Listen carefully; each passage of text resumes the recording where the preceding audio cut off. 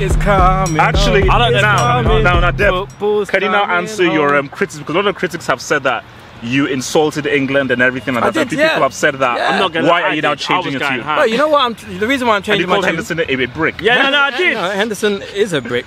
But he's a brick, but he's a very useful brick. Certain buildings you can't make without bricks. True. Every building needs a brick. He's a very important brick in the middle. He's a useful brick. But anyway, my whole thing with England was, I didn't like England because of what had happened before in the past with the FA.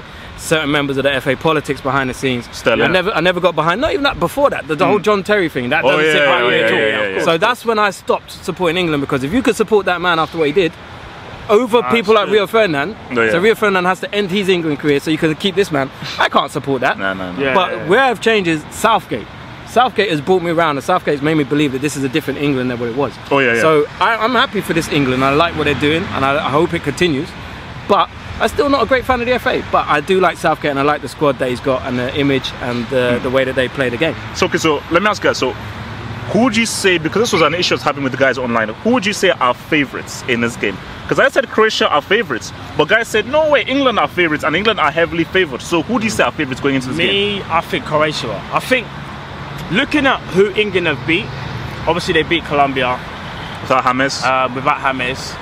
You got to look at what Croatia have done. Croatia beat the home nation, Russia, in their backyard. I know it was on penalties, but it took a lot of guts from them, and they kind of raised their game when they needed to. Because at one point I thought the home nation, I thought the crowd are going to get behind them.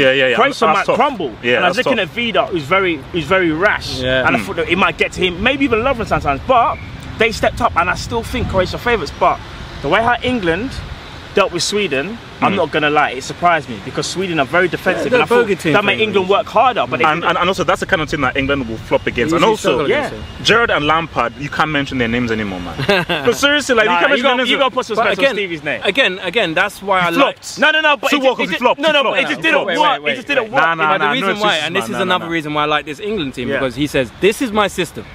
I'm playing players who fit my system. He's not trying to shoehorn people into different places. And it works. That's what I'm saying about international football, is about systems that work. Definitely. And you play the players in the correct system. So let's talk about this whole Sterling thing now. Do you still, because I've always said the thing about Sterling, he's always been a bad finisher. So I don't get guys, I'm sure most of those guys are actually racist white guys, where you're looking at a guy where you know his finishing is bad, but look at the issues he creates. The chances that he creates actually were created by his movements and his control as well. So it's like, I think chances do get missed in football games. So it's like, so where do you stand? Because for me, my thing with Sterling is that put him behind.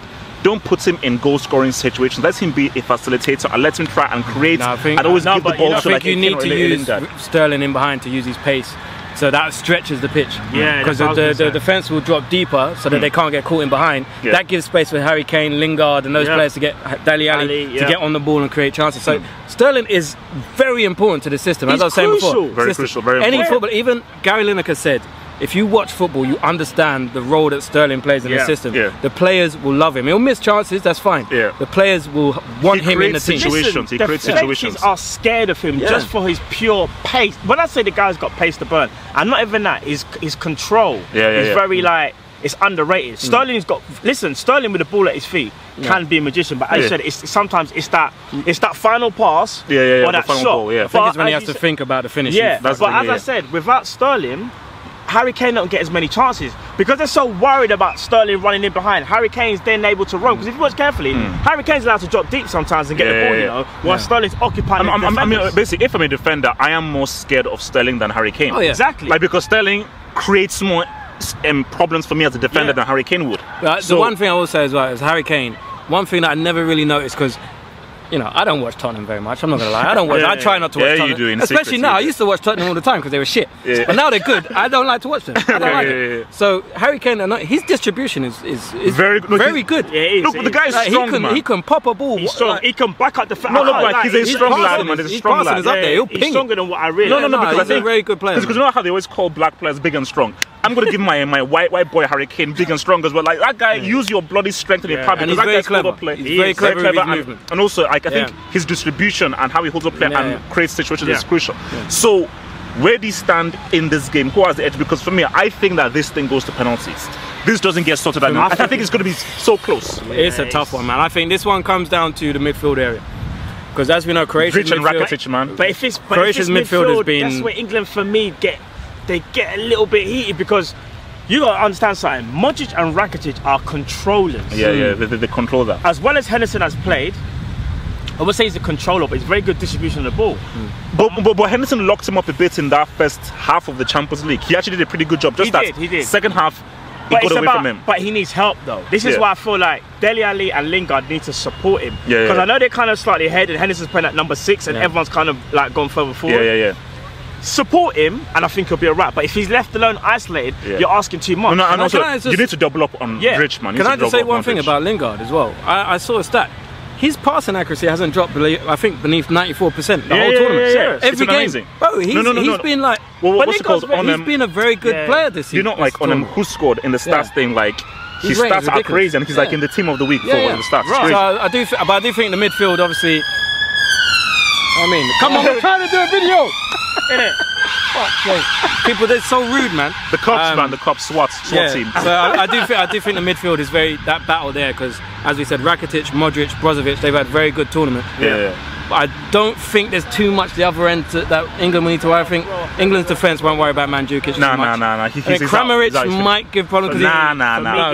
No, for me it's Perisic. Rebic is on it. Rebic and Perisic. Let's be honest. Perisic has been shit this tournament. He's not been great. His movement's been great, but he's been terrible. Rebic, his engine is great, but his final ball and his decision making is terrible. His dribbling is underrated, but his final ball, his decision making has not been great. So do you think Lovren will get? Because Lovren has actually had a pretty. He's only made one mistake. One mistake. I remember. He's been solid tournament. He's been solid. Bro, do you think? Shout out Dejan because Dejan's been playing heavy, bro. Yeah, he's been solid. He's been solid. So do you think Lovren will get exposed by Sterling and Lingard's movements? Or do you I do think the England players' movement will give them a lot of trouble. I think Croatia, if their fullbacks fly up the pitch like they like to, England could cause them a lot of problems in that area. Because I do think that's where we're strong in the movement in the final third. So it's a tough one. I think Harry Kane will fancy his chance against Lovren and Vida. Oh yeah, for sure. I think Vida's the weak link, not Lovren. You know, I think Vida can be rash. It can be very, very rash. And what's that haircut about? Bro, I don't know. Just get rid of that shit. You look like Mr. Silver from Croatia. He looks like one of them dolls that have been out and, you know what I mean, just the kids pulled their hair out. Now they just got this one clump at the back like this. Okay, so what do you say, man? For me, this is a tough one to call, but something tells me that Croatia might sneak this, man. I think this is where Croatia ran out of legs. Remember, Croatia have had some really hard games in this tournament. So I say in 90 or extra time? It might go to extra time, but I think this is where Croatia, because the last 2 games they've been lucky. They've got lucky. Like the sun has shined on them, but I think this could be where their luck runs out. I think England will take it. I think me personally, I don't want to upset you England fans, innit? But I'm just being honest. I think it goes to penalties. We all know what happens with penalties. Like, actually, you know what? I'm taking it back. What? England gonna do it. He's flipping the script. You know, he just saw all the hate he's about to get. I just flipped it. He just saw all the hate as well. I don't want my Twitter to get hacked either, on my Instagram. But no, I think England. So 90, 120 or penalties? No, it's gonna go to extra time and maybe penalties. You know. Okay. But I think England are gonna nick it somehow. I don't know how. On penalties again? I think it's penalties. I mean, bro, I think it's going penalties. Because Croatia have won 2 penalties now in a row. No, but I think... But they've had some bad penalties they've taken. Very bad. Yeah, they have. I'm going England penalties, man. So should be a good game, though. So I'm sticking with... So Croatia penalties, you're saying England? I think England are going to win it. Penalties, extra time? No, I think they'll win it either in 90 or an extra time. Wow. I'm going England in penalty shootout. Vindaloo. Thank you for watching this video. Think about pledging and become a Half of Football Hot patron. Pledge an amount each month and gain access to exclusive videos from your boy, the Football Hot, for more analysis. Peace.